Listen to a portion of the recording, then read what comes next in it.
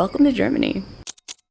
Specifically Brandenburg, a beautiful little picturesque town that looks like it's straight out of a fairy tale and is located just a couple hours outside of Berlin. In August, I flew 8 hours out to Germany in order to compete at the 5th annual European Freestyle Championships. And the trip proved to be exciting from literally my first couple steps in the country. I made it to Germany, and all I can think about is that nothing humbles you quite like going abroad, because in the first 3 minutes that I arrived here, I didn't know how to use the paper towels in the bathroom. Upon coming to my hotel, I didn't know how to unlock the door, and I feel pretty lost. Thankfully, someone helped me in both of those situations, in which I'm very grateful. I think it's humbling much in the same way that skateboarding is, and I can't wait to see what I can't do next. And I actually felt sick all day. I'm not sure if it was jet lag, which I had never experienced before, or if it was mostly dehydration. But despite being sick, I was still brimming with excitement on the qualifiers day. Guten Morgen, ich bin Sarah. And if you're German, it's probably very apparent that I don't speak German. German is actually one of those languages that I always thought would be fun to learn. But when I tried it a few times when I was younger, I really struggled with the pronunciation and kind of just went past it. But I am in Germany right now, and so I thought that it would be worth trying to learn a few phrases.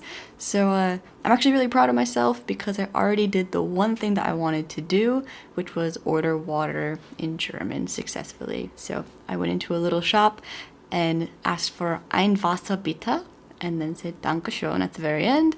So I'm really proud of myself. That was really scary, and it was kind of like, I knew that coming here a lot of people would be really good at speaking English, but I didn't want to just expect that, and I know that some people might not speak it well or might not want to speak it well, so I wanted to learn at least a couple phrases so that when I'm interacting at shops and stuff, I can order something please and thank you. And I was so proud of myself, I was ready to go home right afterwards. So big check mark off the list of things that I wanted to do in Germany. And today the goal is to order coffee.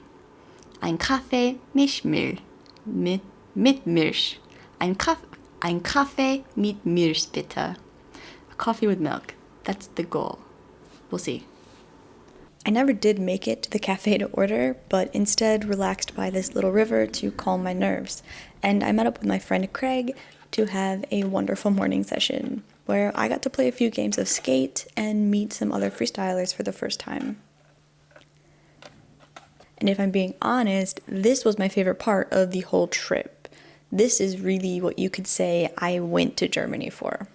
I wanted to meet my friends, the friends that I made online through skating in person. I wanted to play on our skateboards together. I wanted to play a little game of skate. I wanted to laugh and chill. I wish the trip had been just this, because if I'm being honest, the trip and the contest was stressful. But I'll get into that in a little bit because the highlight reel is amazing.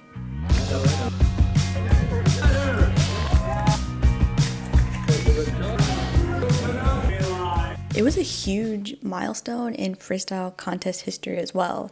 It was something like 115 skaters from 29 different nations, and that just blows my mind. This was an enormous contest. There were people all over the place because there was also a festival in the area that we were doing the contest. So people were coming in and out. The crowd was full. Ready for the Freestyle Pro Contest? And I cannot believe that I skated in front of that many people. It actually blows my mind. I did it though. As much as I wanted to cry and throw up and go home, I did it. Judges are ready? Excellent. Tony, you ready? DJ's ready? Brandenburg, are you ready for their second runs? All right. When you hear your music, begin.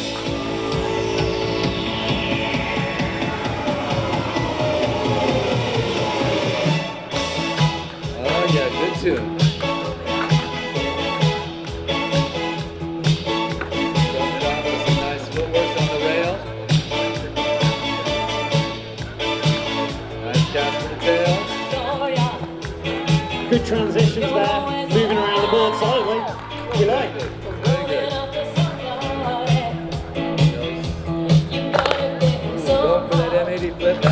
Keeping it going. Nice, shove it. Getting that nice footwork going. Taking the time, going the hard way, going backwards. Very difficult to do. And now Braun rail, let's see what she's got. Yes, rail flip. Beautifully done.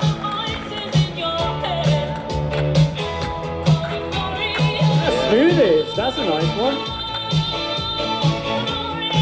Nice end overs. 30 seconds left, Sarah. Come on, Brandenburg, I don't hear enough noise for Sarah. Putting together a beautiful run right now.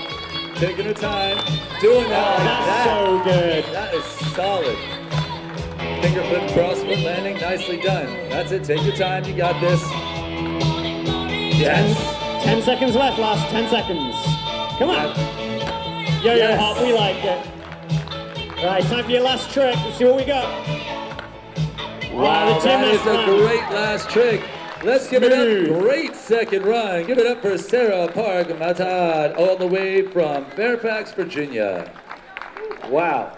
That was a blinder. That was a Much- solid run. A very good run. Very good run indeed. And now I did miss the one trick I wanted to land at least once in all 4 of my runs, the kickflip. Despite landing it in practice, I just could not get it in the routine. But I landed most of everything else. My routine was very simple, and I skated way better in the Euros than I did in January at the Tucson Thunderdome, an actual night and day difference. Taking her time, doing that like that. so good. Okay, it's morning again. I'm back at the hotel. I've kind of lost my voice, but I just wanted to do a really quick recap of what happened yesterday because I didn't get to film quite as much as I wanted to, but I've just been having an awesome time. Everyone that I've gotten to know so far has been absolutely wonderful, which I completely expected, but as far as my run goes, I have to say that even though I missed the kickflip out of everything in my run, I'm really proud of myself actually, and I'm really happy with the routine that I ended up with. I did make a couple changes on the plane on the way here, but I did a lot better than I could have asked for, and I'm really happy that it turned out that way, that I did put in a couple months of consistent effort. Definitely helped since I couldn't practice pretty much all of July very much, so yeah, I'm really proud of myself and feeling kind of grateful that I've been able to be here. And it's gonna make me cry, so I'm not gonna talk about it now. But I'm really grateful to be here with all my friends. And we'll probably have to, I don't know what's gonna happen with the video. Voiceover or something, we'll see. And since this is an honest video, if I was to tell the truth about right now, after I finished my second run, I didn't want to skate again. It was scary. I was already super proud of myself. I didn't want to feel anxious any longer. And because of that anxiety, I accidentally fasted after breakfast on qualifiers day into lunch on Saturday because I was just super nervous and I didn't want to eat and I didn't feel well. And then I didn't even realize that I wasn't eating, an accidental 30-hour fast. But I qualified in 7th place, so I was going to be skating in the finals on Sunday. Luckily, Saturday I just got to enjoy, film, and go out to my friend's wedding reception at the literal coolest place ever, the Industrial Museum. But the rest did not last because on Sunday is when the real nerves hit. Consciously, I didn't care about the results of the competition. I had already reached my goal. I skated way better than I did in Tucson. I got through my routine pretty well, considering what I wanted to do and what I did do. I skated in front of a wildly large crowd, so I had already reached my goals. But I think I was just crashing from all of the adrenaline and probably the very elevated cortisol levels from all the stress that I just ended up being while practicing for a contest, doing a contest, traveling to a different country. Just all of that stuff, I think, kind of piled up, and I ended up feeling very, very sick. When it started raining, I actually felt relieved that I might not have to skate, which I feel very guilty about having felt, because that would mean that everyone who traveled there wouldn't get to skate for their finals. But I'm glad we did. The crew did an amazing job. They really worked super hard. All credit to the team for doing everything they could to push the event forward and make sure that everyone got to skate again, because that wasn't easy and it definitely made the trip worthwhile for everybody. But I got a ton of recharging hugs from Maria, who I really could not have survived the weekend without. I got a ton of support from my friends, and I decided, like, literally, I didn't even know we were practicing, but all of a sudden someone came up to me and was like, you know, Sarah, they're out practicing. Why aren't you practicing? The girls are up. Because the order was suddenly changed and I didn't even know. So everyone was practicing but me. I run out, I get my board, and I decided in that moment, like, okay, I'm just gonna go as hard as I can. I added in tricks that I didn't practice at all in the weeks before the contest, and I just did my best.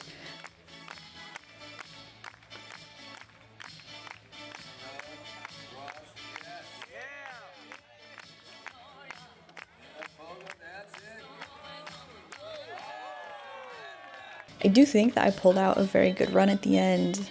It's something I'm very proud of. I got some solid flips and a pretty decent handstand.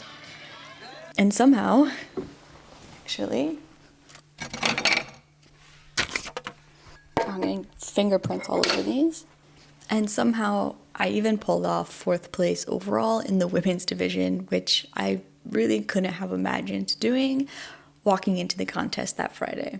I even got one of the community awards for the videos that I make on this channel, both of which safely live in my skate treasure cupboard on display with my other sentimental items.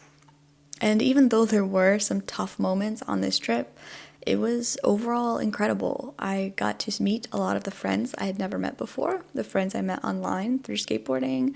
I got to meet new friends who I didn't previously know and become close with them. I got to see good friends again like Mike, Maria, Dan, and Holden.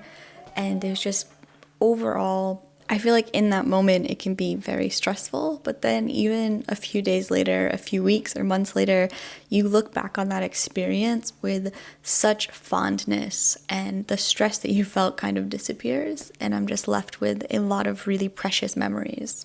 And new friendships, which makes it even more worthwhile.